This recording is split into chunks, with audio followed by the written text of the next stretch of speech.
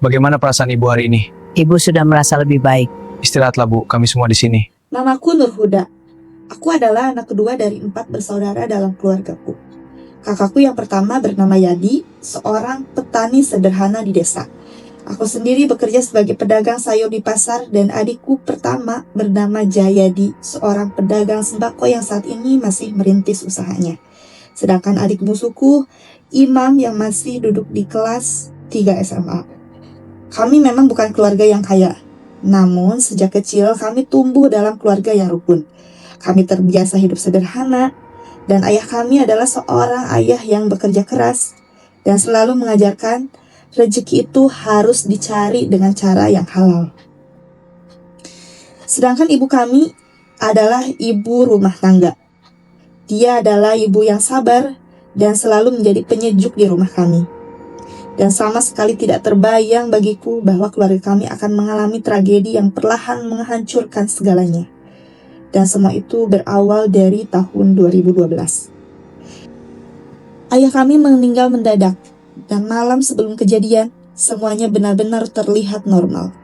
Ayah bahkan masih sempat duduk bersama kami, berbincang, tertawa, minum teh hangat tanpa tanda apapun.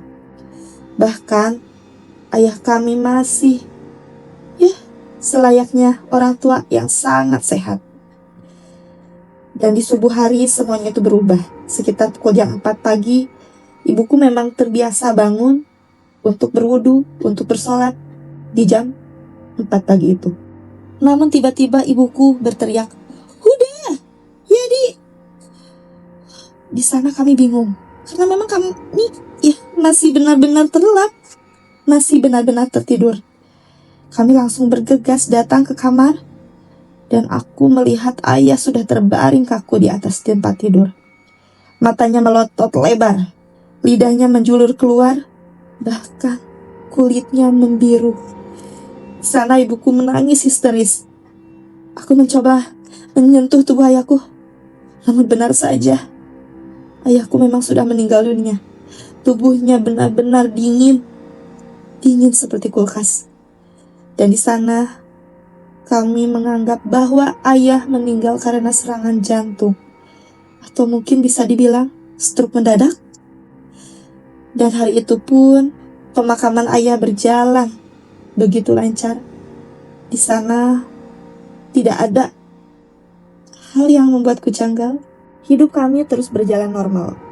Hingga 1 bulan kematian ayah, aku melihat sesuatu yang cukup mengejutkan. Usaha milik adikku Jayadi tiba-tiba berkembang sangat cepat. Padahal kan sebelumnya tokonya hanya toko kecil. Bahkan bisa dibilang dagangannya tidak terlalu ramai. Namun tiba-tiba pembelinya semakin ramai, barang-barangnya semakin lengkap, dan bahkan tidak lama kemudian dia itu membuka cabang toko sembako baru.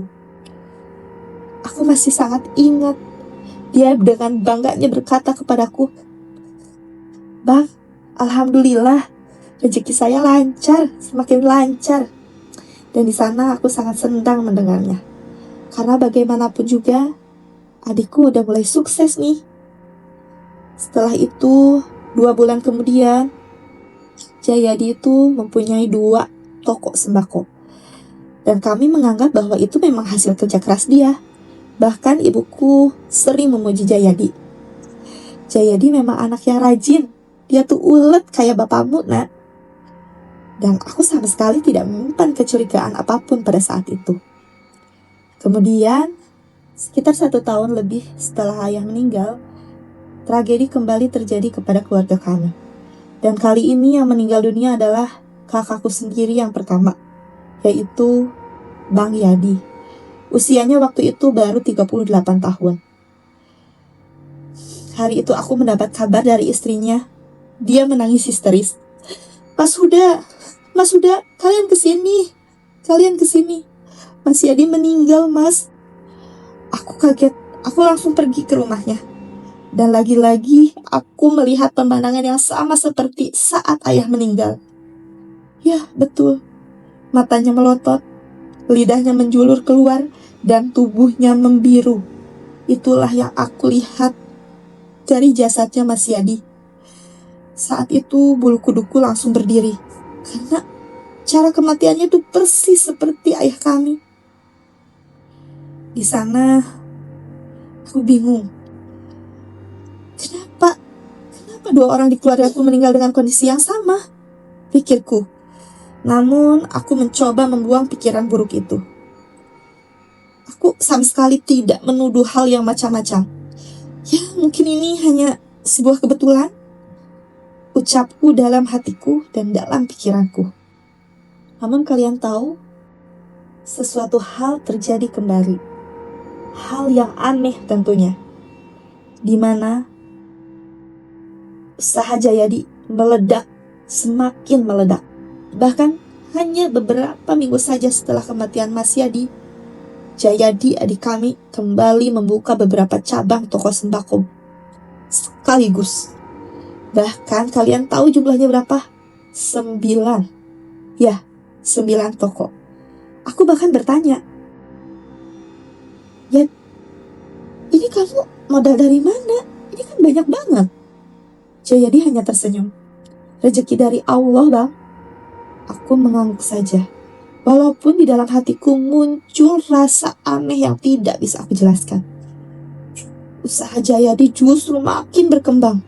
Makin maju, makin jaya. Ya, dalam pikiranku, mungkin ini hanya prasangka burukku aja. Adikku tidak mungkin seperti itu. Tapi apa? Setelah 6 bulan kematian Mas Yadi, tragedi yang lebih mengerikan terjadi. Kali ini yang meninggal siapa?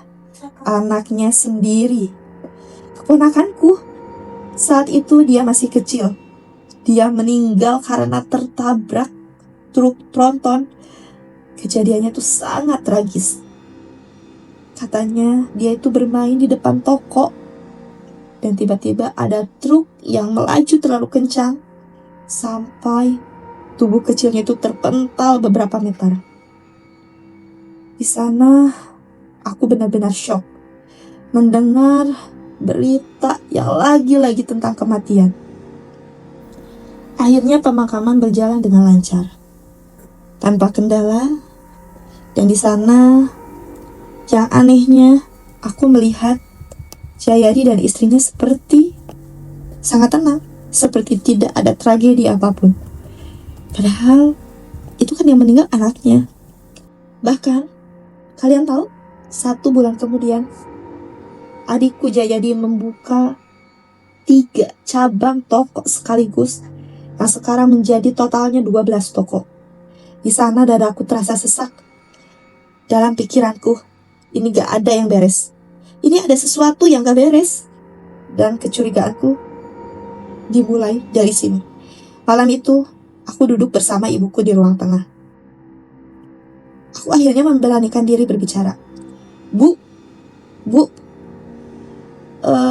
menurut ibu kematian ayah sama Mas Yadi itu aneh gak? Ibuku menatapku bingung. Maksudmu apa, Nak? Aku menarik napas panjang. Kenapa mereka meninggal dengan cara yang sama ya, Bu ya? Ibuku terdiam. Lalu aku melanjutkan. Dan setiap ada yang meninggal, usaha Jayadi malah makin maju. Wajah ibuku langsung berubah. Nada bicaranya naik seperti marah. Kamu! Astagfirullah. Jaga bicaramu ya, jangan sembarangan. Jayadi itu adikmu. Aku mencoba menjelaskan. Aku cuma merasa ada yang aneh aja, Bu. Namun ibuku justru semakin emosi. Bilang aja kamu iri. Ya kan? Kamu iri sama kesuksesan adikmu. Kamu iri sama kesuksesan adikmu. Bahkan kalimat itu diulang-ulang. Dan seperti menusuk dadaku. Di sana, aku pergi. Aku berpikir bahwa, sudah. Aku tidak mau berdebat dengan ibu. Dan sejak malam itu, pertengkaran dengan ibu, hubungan kami memang tidak benar-benar memburuk. Namun seperti ada jarak di antara kami. Ibu masih sering datang ke rumahku dan aku juga masih sering mengunjunginya. Tetapi setiap kali melihat Jayadi, hatiku selalu terasa tidak nyaman. Aku juga tidak tahu kenapa. Seperti ada sesuatu yang tersembunyi di balik wajahnya yang selalu terlihat santai itu. Dan sementara usahanya makin berkembang, makin maju. Hingga akhirnya 2 tahun kemudian, yaitu sekitar 2017, tepatnya 5 tahun setelah ayahku meninggal, ibuku juga meninggal secara mendadak. Malam sebelum kejadian itu, aku masih sempat mengunjungi rumahnya. Kami sempat makan, ibuku bahkan terlihat sangat sehat. Tidak ada tanda-tanda sakit. Namun pagi harinya, Imam meneleponku dengan suara panik. Bang, ibu gak bangun bang. Dan aku langsung terasa sesak. Aku bergegas menuju rumah ibu dan ketika sampai di sana, lagi-lagi aku melihat pemandangan yang sama seperti sebelumnya. Ibuku terbaring kaku, matanya melotot, lidahnya menjulur keluar, bahkan kulitnya membiru. Ya, betul, tubuhnya membiru. Di sana aku gemetar. Ayah, Mas Yadi dan sekarang ibu dalam hatiku. Aku bahkan di sana tidak sanggup berdiri. Pemakaman berjalan dengan lancar. Namun yang menjadi semakin aneh, setelah ibu meninggal, aku mendengar bahwa Jayadi adikku kembali membuka beberapa cabang toko baru. Saat itu aku benar-benar tidak bisa lagi tahan. Dalam pikiranku, aku harus cari jawaban. Ya, aku harus cari jawaban.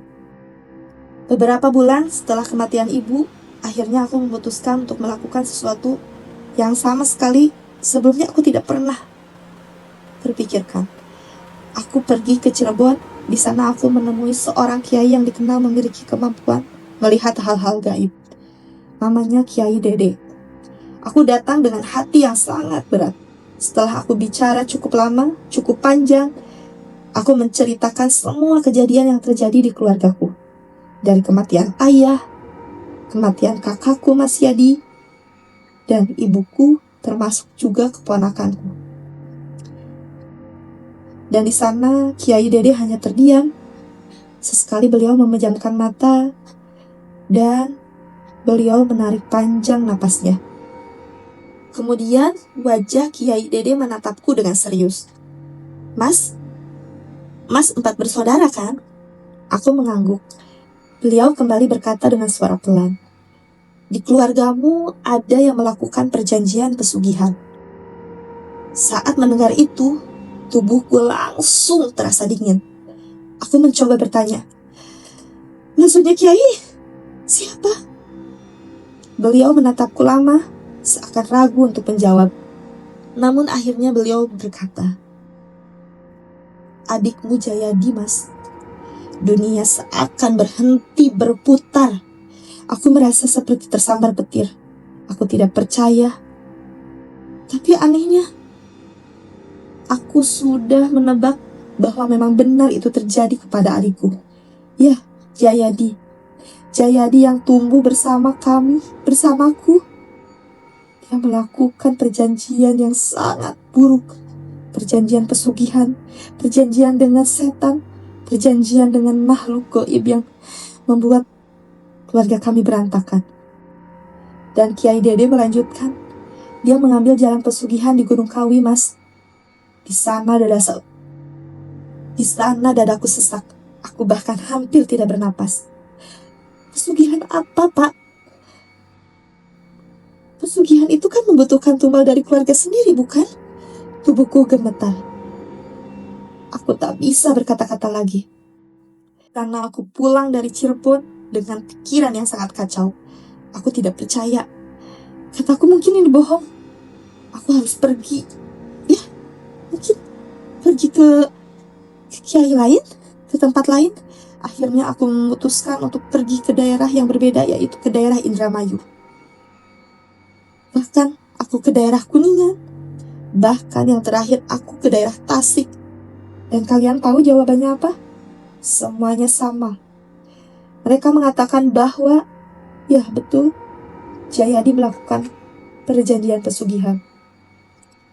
Di sana pikiranku kacau. Aku tidak bisa tidur nyenyak. Bahkan aku tidak bisa berpikir apa yang harus aku lakukan. Hingga akhirnya pertengkaran besar itu terjadi antara aku dengan Jayadi. Suatu malam aku datang ke rumah Jayadi. Aku menatapnya langsung. Aku tahu semuanya. Jayadi terlihat bingung. Maksudmu apa? Aku menatap matanya. Kamu melakukan pesugihan Gunung Kawi, kan? Wajah Jayadi langsung berubah. Dia berdiri dengan marah. Gila! Kamu sudah gila! Aku tetap menatapnya. Ayah, Mas Yadi, Ibu, semua meninggal setelah usaha maju. Benar kan? Jayadi langsung membanting meja. Kamu tuh cuma iri. Aku juga langsung emosi. Aku tuh cuma ingin tahu kebenaran. Dan apa? Jayadi menunjuk wajahku dengan marah. Kamu gak suka kan lihat aku sukses, ha? Dan di sana pertengkaran kami malam itu sangat hebat. Bahkan hampir saja kami saling berkelahi. Akhirnya aku memutuskan untuk pergi. Dan akhirnya aku memutuskan sesuatu yang sangat berat. Aku gak mau punya hubungan lagi sama kamu. Jayadi tertawa sinis. Silahkan. Aku juga gak butuh kamu. Malam itu kami memutuskan hubungan sebagai saudara. Hubungan sebagai adik dan kakak. Bahkan seminggu setelah pertengkaran hebat itu, aku memutuskan untuk pindah. Ya, memutuskan untuk tidak lagi tinggal satu kampung dengan adikku Jayadi. Aku pindah ke kota lain bersama istriku. Dan aku juga membawa Imam, adik bungsuku. Aku tidak ingin dia berada di dekat Jayadi. 1 bulan, 1 tahun, bahkan setelah 5 tahun setelah pertengkaran hebat itu, aku masih tetap sama, menjadi seorang pedagang sayur di pasar. Sedangkan istriku sebagai pedagang di rumah. Ya, dagangan kami memang tidak besar, hanya kecil-kecilan saja. Sedangkan Imam, adikku, dia sudah bekerja, bahkan sudah lulus kuliah. Namun, tahun 2022, ada sebuah telepon yang mengubah semuanya. Di mana telepon itu mengguncang hidupku. Suatu malam, jam 8 malam, telepon itu berdering. Kataku, ini nomor siapa ya? Kemudian aku angkat. Di sana ada perempuan yang menangis. Mas, sudah. Mas, ini aku, Mas, istrinya Jayadi. Dadaku langsung berdebar. Ada apa? Aku kaget mendengarnya. Suara itu terdengar gemetar, terdengar sedih. Mas Jayadi meninggal. Aku terdiam. Rasanya kosong. Mungkin beberapa detik aku hilang dalam pikiranku. Dan akhirnya aku berkata, aku akan pulang ke sana, pulang ke desa. Dan di sana langsung dia menutup teleponku. Saat aku sampai di rumahnya yang hanya berjarak sekitar 3 jam, aku melihat tubuh Jayadi terbaring di ruang tengah. Aku hampir tidak mengenali wajahnya. Matanya terlihat seperti membusuk, lidahnya menjulur keluar, tubuhnya membiru, persis seperti ayah, Mas Yadi, dan ibu. Aku langsung menangis. Bahkan Imam juga menangis di sampingku. Kami memohon maaf kepada tubuhnya, karena bagaimanapun juga, dia adikku, dia kakak Imam, dia keluargaku. Malam itu setelah pemakaman, ketika semua pelayan sudah pulang, istri Jayadi akhirnya mengatakan sesuatu yang membuat tubuhku merinding. Mas, sebenarnya semua yang Mas curigai itu benar. Aku menatapnya kaget. Dia menangis sambil berkata, Mas Jayadi memang melakukan pesugihan, Mas. Pesugihan Gunung Kawi. Hatiku terasa seperti hancur. Dulu dia punya 30 toko sembako, Mas. Aku terkejut. Aku bahkan tidak tahu jumlahnya sebanyak itu. Namun dia melanjutkan, sekarang semuanya sudah habis, bangkrut. Yang tersisa hanya rumah ini aja, Mas. Aku terdiam, lalu dia berkata pelan, setahun terakhir, Jayadi sakit aneh. Tiba-tiba dia tidak bisa melihat, Mas. Lalu sering kejang, sampai akhirnya meninggal seperti itu. Aku hanya bisa menunduk. Malam itu aku baru menyadari satu hal. Kekayaan yang dibangun dari perjanjian dengan sesuatu yang gelap, pada akhirnya hanya membawa kehancuran. Bukan hanya bagi dirinya, tapi juga bagi seluruh keluarganya. Dan sampai akhir ini, setiap kali aku mengingat, aku masih bertanya dalam hati, apakah benar ayah, Mas Yadi, dan ibu adalah bagian dari harga yang harus dibayar oleh Jayadi? Atau mungkin masih ada rahasia lain yang belum terungkap?